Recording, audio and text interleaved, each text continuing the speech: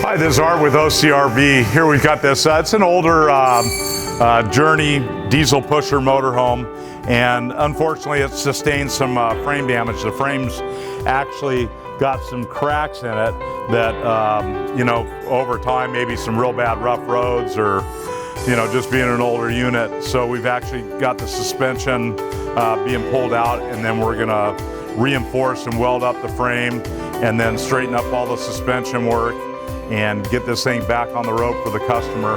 So if you've got any suspension work or frame damage on your motorhome that you need fixed, please come see us here at OCRV in Yorba Linda, California.